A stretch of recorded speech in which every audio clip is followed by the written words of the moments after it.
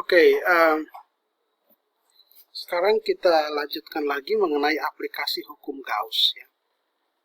Nah, kita lihat yang pertama di kasus-kasus yang mana Gaussian surface-nya, permukaan Gauss-nya itu yang kita pilih berbentuk bola.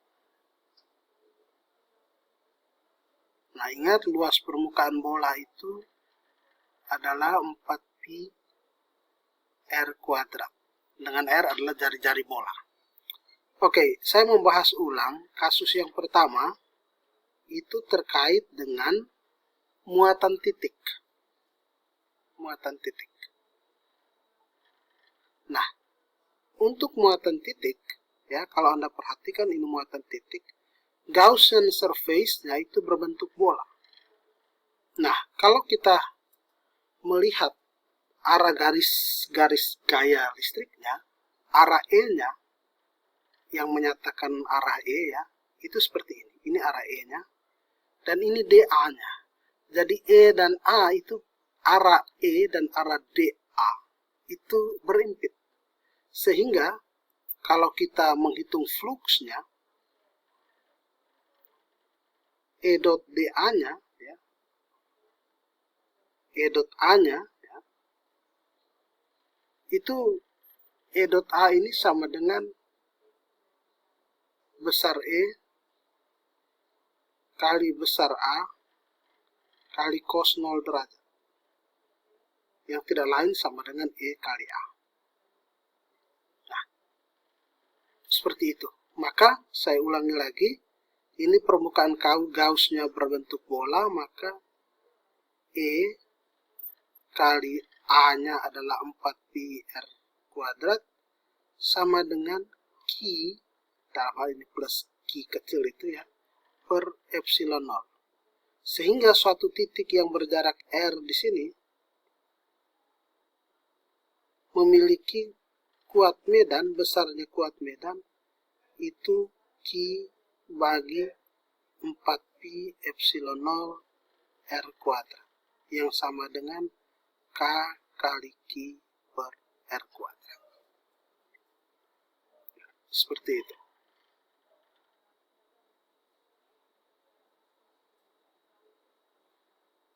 Ini muatan titik ya. Baik, saya hapus.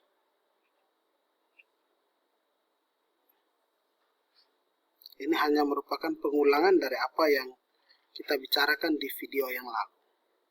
Nah, bagaimana dengan kasus berikutnya ya, yaitu muatan bola pejal bermuatan. Ini bola pejal bermuatan.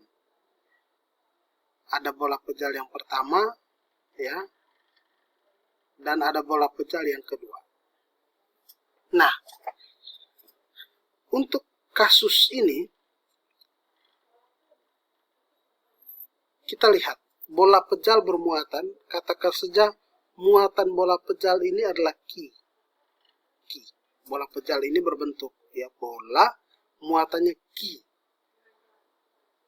Kemudian saya perkenalkan lagi, rho itu sama dengan rapat muatan. Rapat muatan ya, untuk bola pejal. Yang sama dengan Q dibagikan dengan V. Di mana volume bola pejal ini tidak lain adalah apa? 4/3 pi R pangkat 3.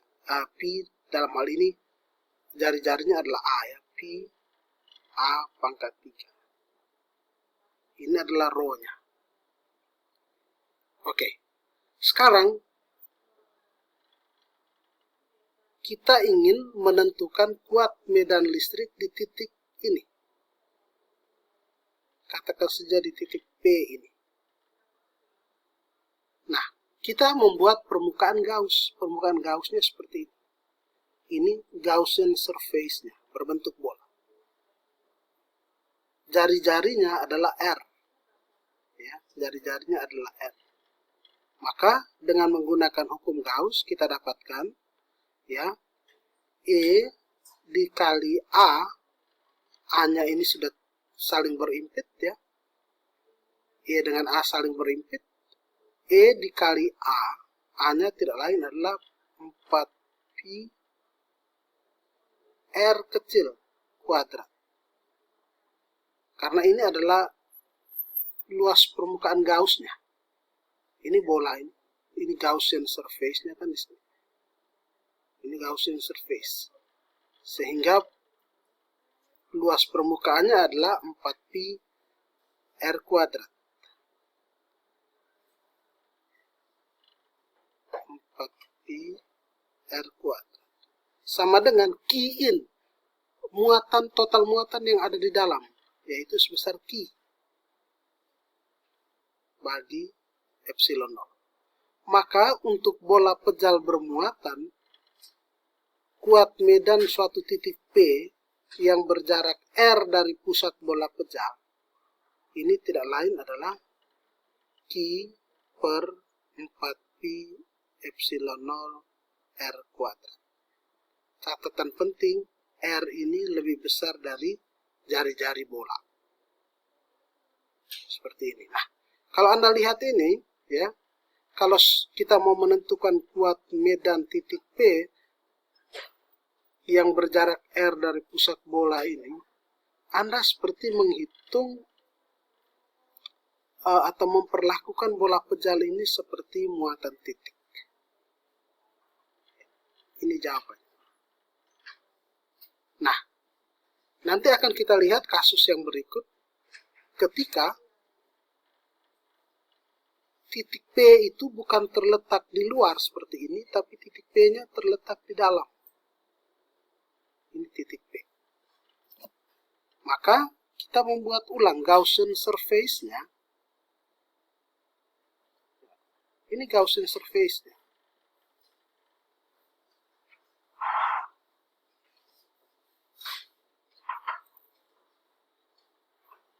Nah, langkah berikut adalah kita harus menentukan Q-in-nya. Seperti apa? Oke, yang pertama kita harus menghitung Q-in-nya. Q-in-nya yang pasti, Q-in-nya itu tidak sama dengan Q. Karena Q ini adalah muatan total. Sedangkan Q-in adalah muatan yang berada dalam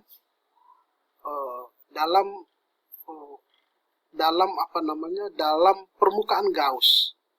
Muatan yang dilingkupi, mungkin itu yang paling tepat ya, muatan yang dilingkupi permukaan Gauss. Nah, Q-nya seperti apa? Oke, yang pasti massa jenisnya rapat muatan ya, itu selalu sama. Jadi itu yang kita pakai. Nah, jadi rho, saya tulis rho sama dengan rho, kira-kira begitu. Nah, massa jenis yang saya mengulang itu massa jenisnya. Rapat muatan di dalam sini harus kita menggunakan, itu tidak lain tidak bukan adalah Q-in dibagi saya tulis V-in. Ini harus sama dengan Q dibagi V. Nah, berarti Q-in dibagi volume yang ada di sini. Itu tidak lain tidak bukan adalah 4/3 pi ya. Jari-jarinya berapa kita lihat. Jari-jarinya adalah R. Ya. Maka ini 4/3 pi R pangkat 3. Ini sama dengan Q bagi 4/3 pi A pangkat 3. Karena massa jenisnya sama. 4/3 pi, 4/3 pi habis Q-in itu sama dengan R pangkat 3 bagi A pangkat 3 dikali Q. Seperti ini. Nah, kalau kita sudah mendapatkan nilai Qi-nya, maka kita kemudian menerapkan hukum Gauss, yaitu E dikali A sama dengan Qin bagi epsilon 0.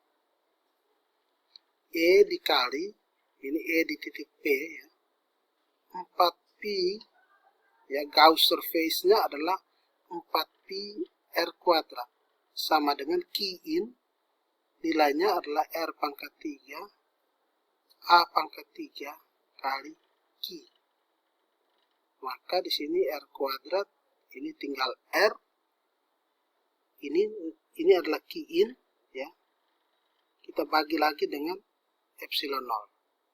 Sehingga EP-nya tidak lain adalah 1/4pi epsilon 0, ya. Kemudian kali R kali Qi dibagi dengan A pangkat 3. Nah, ini kuat medan di mana R-nya lebih kecil dari A. Kalau untuk R lebih besar dari A, ya, kita dapatkan hasil seperti ini. Ya, R lebih besar dari A. Tapi untuk R lebih kecil dari A, kita mendapatkan hasil seperti ini. 1/4pi epsilon 0 R per A pangkat 3 Qi. Nah, kalau kita gambar dalam bentuk grafik, ya, ini E-nya, ini jari-jari bola A sebagai fungsi R. Untuk kasus R, ini daerah ini adalah daerah R lebih kecil dari A. Untuk daerah R lebih kecil dari A, itu dia linear, seperti ini, linear, lurus. Ini kenapa? Karena masih bergantung pada R. Nah, Qi per A pangkat 3 ini kan konstanta semua. Jadi E-nya, ya, kalau kasus ini, kalau kita lihat, E-nya sebanding dengan R. Maka linear dia. Sedangkan ini, kalau Anda lihat, ini kan konstanta semua. E-nya untuk R lebih besar dari A, E-nya sebanding dengan 1/R kuadrat. Sehingga dia turun seperti ini. Oke, ini kira-kira rumus-rumus yang perlu Anda perhatikan, ya, ketika membahas mengenai bola pecah, ya, muatan kuat medan listrik kalau muatannya berbentuk bola pecah. Maka ada perbedaan antara kasus ketika R-nya lebih kecil dari A dan R lebih besar dari A.